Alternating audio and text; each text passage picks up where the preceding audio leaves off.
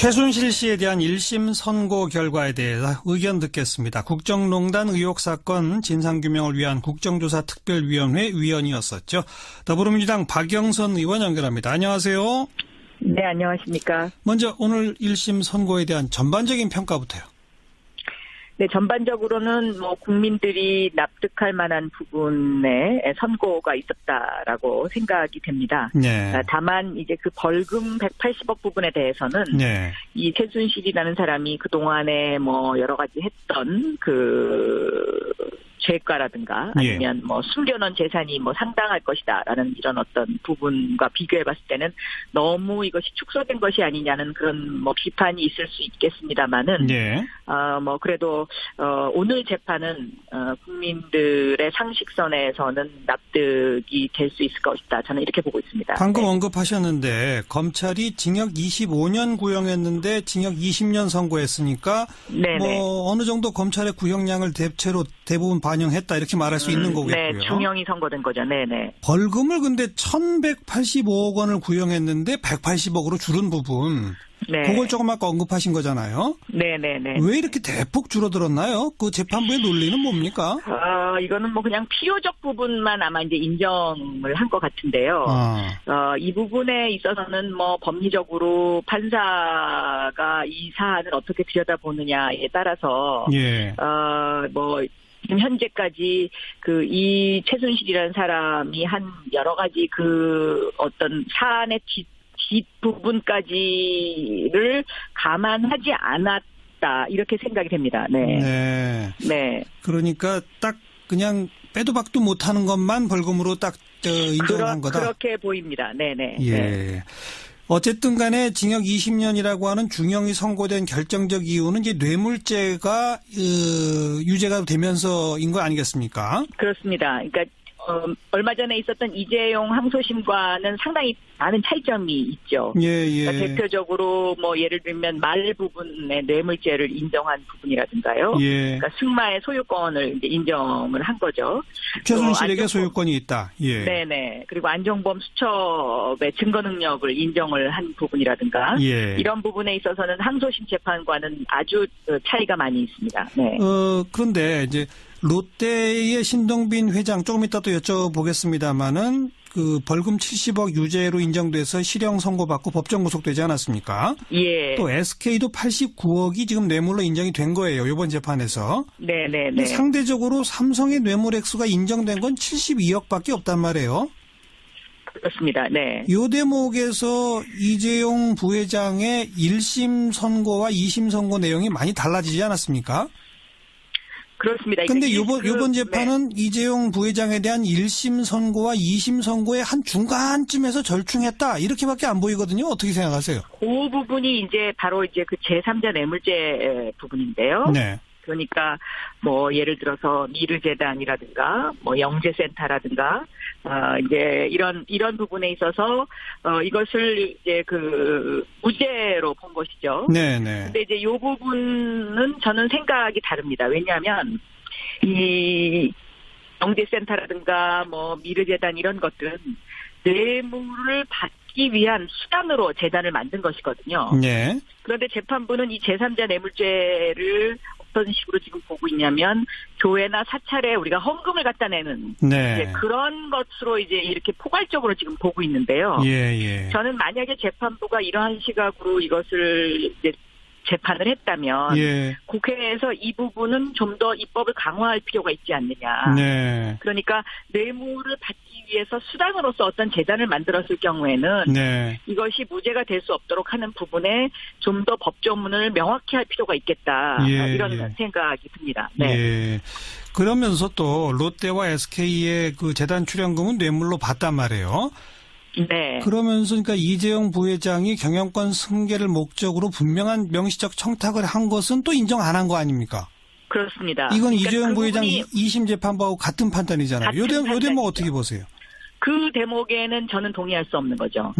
왜냐하면 이제 바로 그 부분이 이제 국민연금을 건드려서 네. 그 삼성의 그 재산과 상속 부분을 이제 아주 교묘한 방법으로 이제 승계를 하기 위한 거죠. 세금을 안 내고. 삼성물산과 제일모직 합병을 국민연금이 찬성하도록 압력을 넣었다, 뭐 이런 거잖아요. 그렇죠. 예. 유도한 거죠. 예. 그리고 이것은 삼성이 제가 보기엔 이러한 목적을 가지고 최순실에게 접근을 한 것이거든요. 예. 그런데 이제 재판부가 지속적으로 지금 오늘 최순실 1심 재판부도 그렇고 이재용 항소심 재판부에서도 이 부분을 인정을 안 했는데 네. 사실은 국민들은 이 부분에 굉장히 많이 분노를 하고 있는 겁니다. 예. 그래서 제가 오늘 열린 토론회에서 3판 시대를 끝내야 된다. 그러니까 법원에 일부 존재하고 있는 삼성과 그 판사의 어떤 그 커넥션, 예. 연결관계 예. 이 부분을 이제는 끝내야 되지 않겠냐. 제가 오늘 그것을 강조한 이유가 바로 거기에 있습니다. 오늘 어떤 토론회가 열렸었죠? 오늘 민주정책연구원 주최로 해서 이제 긴급 토론회, 이재용 재판 이대로 좋은가, 이건 다시는 있어서는 안 된다라는 예. 주제의 이제 토론회가 오전 10시에 예. 그 김민석 원장 주재로 있었습니다. 네. 더불어민주당 당내 연구소인 민주정책연구원 주최로. 네, 그렇습니다. 네. 좀 아까 삼성과 판사를 연결시켜서 3판 시대란 말을 쓰셨는데 이게 원래 있는 용어입니까? 만드신 용어입니까? 그렇지 않습니다. 그러니까 보통 이제 우리가 지방에 내려가면 향판이라고 하는데 이 향판이 반드시 나쁜 뜻으로 쓰이는 것은 아닙니다. 예, 예. 이제 그 고장에서 일어났던 일들을 주로 담당하면서 다른 곳으로 가지 않고 이제 그곳에서 이제 일하시는 판사들을 향판이라고 얘기하는데 예. 거기에서 이제 제가 그냥 따온 것입니다. 그래서 이 법원의 일부, 그러니까는 다 그렇지 않습니다. 근데 그 일부 판사분들이 삼성에 이렇게 좀 기울어진 재판을 하는 판사들이 좀 있습니다. 아직도. 예. 그래서 보통 이제 그 재벌 형량이 따로 있냐, 네. 재벌 양형이 따로 있냐, 이제 이런 어떤 비판이 있어왔던 것이죠. 네, 네. 오늘 오전에 이 토론회를 여신 걸 두고 최순실 1심 선고 날을 일부러 토론회 날짜로 잡은 거 아니냐. 이건 정치권, 정당이 사법부를 압박하려는 것 아니냐라는 지적도 있습니다. 어떻게 생각하세요? 제가 주최자는 아니기 때문에 왜 오늘 그 토론회가 잡혔는지에 대해서는 자세한 내막은 알 수가 없는데요. 네. 아마 설을 앞두고 있어서 날짜를 이렇게 유연하게 잡기는 조금 힘들었지 않나, 저는 그런 생각을 합니다. 꼭 예. 오늘이 무슨 최순실 재판에 어떤 그 압력을 행사하기 위해서 그 세미나가 있었다고 생각하지는 않습니다. 예. 네. 하긴 판결문과 판결문을 오늘 오전에 쓰진 않았겠죠. 그렇습니다. 이미 써놨겠죠. 아마 한 2, 3일 전에 다 끝내놨을 겁니다. 네. 자, 그리고 청와대 안종범 전 수석에 대해서는 구형량이 징역 6년 벌금 1억인데 그대로 선고가 내려졌네요. 이건 어떻게 보십니까? 그만큼 이제 공직자에 대해서는 좀 더 강화된 그 판사의 입장이다. 저는 그렇게 보고 있습니다. 네, 그래서 네. 대한민국의 공정을 이끌어야 되고 또 정의로운 어떤 대한민국의 철학을 구현해야 되는 공직자가 예. 이렇게 어떤 재단에 연루돼서 이러한 일을 하는 것은 이거는 옳지 못하다. 예. 그런 좀 강한 의지가 있지 않았나 이렇게 생각합니다. 그다음 네. 신동빈 롯데 회장에 대해서는 구형이 징역 4년 추징금 70억인데 징역 2년 6개월 추징금 70억입니다. 그 구형보다는 형량이 좀 줄어들었지만 실형 선고하고 법정 구속은 하긴 했어요. 이건 어떻게 보세요? 저는 일단 실형이 선고됐다는 것을 좀 유념해서 볼 필요가 있겠다. 네. 왜냐하면 이 실형 선고라는 이 부분이 일단은 롯데와 다른 재벌과의 어떤 좀 약간 차이점도 있고요. 예. 그래서 요 부분은 2심에서 요것이 어떻게 될지 좀 더 유념해서 봐야 되는 부분이 아닌가 이렇게 예. 생각이 되고 있습니다. 네. 보통 재벌 회장한테 1심에서 이렇게 2년 6개월 정도 하면 2심 가서 집행유예로 나오는 경우가 많더라고요. 그렇습니다. 네. 그러니까, 그래서 이것을 좀 더 유념해서 좀 앞으로 더 지켜봐야 되는 부분이다라는 생각이 듭니다. 네. 그리고 이번 선고 내용 아까도 질문에 있었습니다마는 이재용 부회장에 대한 1심 선고에서 인정된 것과 2심 선고에서 인정된 것 사이에 중간 정도란 말이에요. 예. 그럼 이게 이재용 부회장 대법원 재판에도 무슨 영향을 미치나요? 이런 선고가? 저는 조금 영향은 있을 거라고 생각합니다. 그러니까 대법원에서 아마 이재용 부회장의 선고와 관련해서 굉장히 치열한 논쟁이 있을 것 같은데요. 예. 적당한 선에서 지금 이번 선고를 내리지 않았나 저는 그렇게 보고 있습니다. 예, 그러니까 예. 지난번 항소심이 국민들한테 너무나 지나친 비판을 받았기 때문에 예. 그 비판은 좀 면하면서 그렇다고 해서 이재용 부회장이 이 대법원에 가서 완전히 이것을 파기환송할 수 있을 정도의 그런 강한 재판은 또 피하면서 예. 뭐 이런 어떤 그 굉장히 그 경계를 드나드는 아하. 그런 재판을 지금 했다 이렇게 생각합니다. 네. 자, 오늘 최순실 씨에 대한 징역 20년 선고를 보면 박근혜 전 대통령에 대한 선고는 어떻게 예상하십니까? 저는 여기도 중형이 나오지 않을까 그렇게 생각하고 있습니다. 왜냐하면 안종범 부분도 공직자라는 부분이 강조되지 않았습니까? 네. 그리고 최순실 부분도 20년의 중형이 내려졌기 때문에 예. 박근혜 대통령도 저는 이건 중형을 할 수밖에 없지 않나 이런 예. 생각이 듭니다. 그러니까 그 중형이라고 하는 게 최순실 씨 20년보다도 셀 수밖에 없는 거 아닌가요? 어떻게 보세요? 거기까지는 제가 지금 뭔가 예상을 해서 말씀드리기는 좀 이른 감이 있습니다. 네. 예. 알겠습니다. 오늘 재판 결과는 여기까지 말씀 듣고 네. 지금 또 하나 이제 화제가 그 삼성이 다스 소송 비용 냈다 이 의혹 부분 말이에요. 예, 이명박 전 대통령 부분요. 예, 네. 예. 여기에 대해서 박영선 의원께서는 삼성 입장에서 볼 때 최순실 정유라 말 사건하고 이명박 다스 변호사 비용 대납 사건이 아주 유사한 형태로 진행됐다라고 언급하셨던데 무슨 뜻입니까?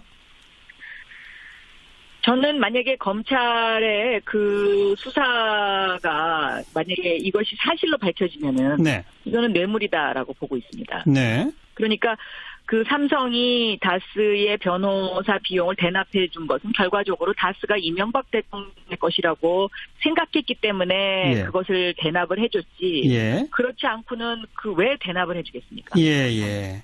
그런 관점에서 제가 말씀을 드린 것입니다. 그러니까 다스가 이명박 전 대통령 거니까 거기에 대납해주면 이명박 전 대통령이 뭔가 내 요구를 들어줄 거다 이거란 말이죠. 그렇습니다. 그 당시에 있었던 일들을 반추해 보면은요. 네. 이건희 전 그러니까 회장의 그 특별 사면이 원포인트 사면이 있었고요. 딱 한 명만 특별 사면 됐죠. 그렇습니다. 네. 네. 또 그리고 금산분리법 가운데 금융지주법 날치기 통과된 사건이 하나 있었고요. 예. 그리고 오늘 상당히 논란이 됐던 그 4조와 관련된 부분의 차명재산과 관련돼서 세금을 부여할 거냐 말 거냐. 예, 예. 요 세 사건이 그 시기에 있었던 사건들입니다. 예, 예. 바로 그런 데서 이명박 전 대통령에게 뭔가를 요구하며 이걸 대납했다라고 지금 보시는 거고. 네, 그게 사실이라면. 그래서 네. 저는 굉장히 그 다스의 대납 사건을 보고 좌절감이 많이 들었습니다. 대한민국이 세계 최고의 기업이라고 자랑하는 예. 이 글로벌 기업에서 과연 이렇게 정권이 바뀔 때마다 네. 그 대통령이 갖고 있는 어떤 아킬레스건을 찾아서 예. 이런 식으로 어떤 뭔가의 그 대납을 해주거나 말을 사주거나 이렇게 하면서 자신들의 그 사익을 추구한다는 것. 예. 이것이 과연 언제까지 계속 이렇게 돼야 되느냐. 예. 굉장히 참 그 좌절감이 드는 부분이었습니다. 예. 말씀 듣고 보니까 아킬레스건이라는 표현이 딱 귀에 들어오는 게 최순실 씨는 비선 실세니까 아무도 모른단 말이에요. 그런데 삼성 네. 측에서 정보력을 동원해 보니까 여기가 금맥이다. 여기에 돈을 네. 찔러 넣자. 뭐 아마 이렇게 됐을 네. 거고. 네네. 그리고 다스 의혹은 있었지만 삼성이 볼 때 이건 이명박 전 대통령 거다. 이거 아킬레스건이다. 이런 거란 말이죠. 그렇습니다. 네. 그거는 삼성 아니면 그러니까 모르는 거기를 것들이네요. 딱 잡고 있는 거죠. 네. 네. 그 정권의 어떤 그 아킬레스건을 딱 쥐고서 자신들의 그 사리사욕과 기업의 사익을 위해서 세금을 제대로 내지 않고 뭔가 재산 상속을 계속한다. 예. 이거는 저는 굉장히 그 대한민국의 정의를 위해서 그리고 미래를 위해서 반드시 고쳐야 되는 부분이다라고 보고 있는 것입니다. 이명박 전 대통령 동계올림픽 끝나고 검찰 수사 받을 가능성은 대단히 높아 보이는데 어떻게 예상하시고? 저는 네 법정에 설 수밖에 없다 이렇게 보고 있습니다. 구속 이제는 막다른 골목에 서 있는 것이거든요. 그러니까 법정에 설 수밖에 없다는 건 이제 기소까지는 간다는 얘기인데 네. 구속 여부에 대해서는 어떻게 생각하세요? 저는 지금까지 드러난 사실이 모두 사실이라면 이거는 구속될 수밖에 없다고 보고 있습니다. 왜냐하면 네. 다른 사람과의 형평의 원칙도 있는 것이고요. 네. 그런데 워낙 증거를 많이 인멸을 하고 또 여러 가지 아직까지도 법조계의 이명박 대통령 시절에 혜택을 받았던 사람들이 중요한 직책에 앉아 계신 분들이 많이 있기 때문에 예. 그 부분에 대해서 제가 단언을 하기는 힘듭니다만은 제대로 된 검사와 제대로 된 판사라면 저는 이것은 구속을 할 수밖에 없지 않나 이렇게 보고 있습니다. 여기까지 듣겠습니다. 고맙습니다. 네, 감사합니다. 더불어민주당 박영선 의원이었습니다. 최순실 씨에 대한 1심 선고 결과에 대해서 의견 듣겠습니다. 국정농단 의혹 사건 진상규명을 위한 국정조사 특별위원회 위원이었었죠. 더불어민주당 박영선 의원 연결합니다. 안녕하세요. 네, 안녕하십니까. 먼저 오늘 1심 선고에 대한 전반적인 평가부터요.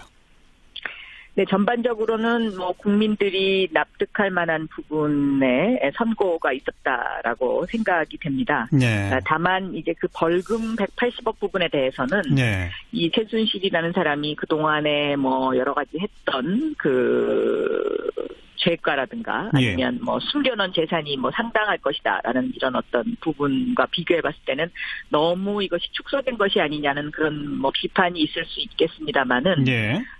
그래도 오늘 재판은 국민들의 상식선에서는 납득이 될 수 있을 것이다. 저는 이렇게 보고 있습니다. 방금 사찰에 우리가 헌금을 갖다 내는 네. 이제 그런 것으로 이제 이렇게 포괄적으로 지금 보고 있는데요. 예. 저는 만약에 재판부가 이러한 시각으로 이것을 이제 재판을 했다면 예. 국회에서 이 부분은 좀 더 입법을 강화할 필요가 있지 않느냐. 네. 그러니까 뇌물을 받기 위해서 수단으로서 어떤 재단을 만들었을 경우에는 네. 이것이 무죄가 될 수 없도록 하는 부분에 좀 더 법조문을 명확히 할 필요가 있겠다. 이런 생각이 듭니다. 네. 예. 그러면서 또 롯데와 SK의 재단 출연금은 뇌물로 받단 말이에요. 네. 그러면서 그러니까 이재용 부회장이 경영권 승계를 목적으로 분명한 명시적 청탁을 한 것은 또 인정 안 한 거 아닙니까? 그렇습니다. 이건 그러니까 이재용 부회장 2심 재판부하고 같은 판단이잖아요. 요 대목 어떻게 보세요? 그 대목에는 저는 동의할 수 없는 거죠. 으흠. 왜냐하면 이제 바로 그 부분이 이제 국민연금을 건드려서 네. 삼성의 그건 72억밖에 없단 말이에요. 그렇습니다. 네. 요 대목에서 이재용 부회장의 1심 선고와 2심 선고 내용이 많이 달라지지 않았습니까? 그렇습니다. 근데 요번 재판은 네. 이재용 부회장에 대한 1심 선고와 2심 선고의 한 중간쯤에서 절충했다. 이렇게밖에 안 보이거든요. 어떻게 생각하세요? 그 부분이 이제 바로 이제 제3자 뇌물죄 부분인데요. 네. 그러니까 예를 들어서 미르재단이라든가 영재센터라든가 이제 이런 부분에 있어서 이것을 이제 무죄로 본 것이죠. 네네. 근데 이제 이 부분은 저는 생각이 다릅니다. 왜냐하면 이 영재센터라든가 미르재단 이런 것들은 뇌물을 받기 위한 수단으로 재단을 만든 것이거든요. 네. 그런데 재판부는 이 제3자 뇌물죄를 어떤 식으로 지금 보고 있냐면 교회나 언급하셨는데 검찰이 징역 25년 구형했는데 징역 20년 선고했으니까 네네. 어느 정도 검찰의 구형량을 대부분 반영했다 이렇게 말할 수 있는 거겠고요. 네, 중형이 선고된 거죠. 네네. 벌금을 근데 1,185억 원을 구형했는데 180억으로 줄은 부분. 네. 그걸 조금 아까 언급하신 거잖아요. 네네네. 왜 이렇게 대폭 줄어들었나요? 그 재판부의 논리는 뭡니까? 이거는 그냥 필요적 부분만 아마 이제 인정을 한 것 같은데요. 이 부분에 있어서는 법리적으로 판사가 이 사안을 어떻게 들여다보느냐에 따라서 예. 지금 현재까지 이 최순실이라는 사람이 한 여러 가지 어떤 사안의 뒷부분까지를 감안하지 않았다 이렇게 생각이 됩니다. 네. 네. 네. 그러니까 딱 그냥 빼도 박도 못하는 것만 벌금으로 딱 인정한 거다. 그렇게 보입니다. 네네. 예. 네. 어쨌든 간에 징역 20년이라고 하는 중형이 선고된 결정적 이유는 이제 뇌물죄가 유죄가 되면서인 거 아니겠습니까? 그렇습니다. 그러니까 얼마 전에 있었던 이재용 항소심과는 상당히 많은 차이점이 있죠. 예. 그러니까 대표적으로 뭐 예를 들면 말 부분의 뇌물죄를 인정한 부분이라든가요. 예. 그러니까 승마의 소유권을 이제 인정을 한 거죠. 최순실에게 소유권이 있다. 예. 네네. 그리고 안종범 수첩의 증거 능력을 인정을 한 부분이라든가 예. 이런 부분에 있어서는 항소심 재판과는 아주 차이가 많이 있습니다. 네. 그런데 이제 롯데의 신동빈 회장 조금 이따 또 여쭤보겠습니다만은 그 벌금 70억 유죄로 인정돼서 실형 선고받고 법정 구속되지 않았습니까? 예. 또 SK도 89억이 지금 뇌물로 인정이 된 거예요. 이번 재판에서. 네네네. 상대적으로 삼성의 뇌물 액수가 인정된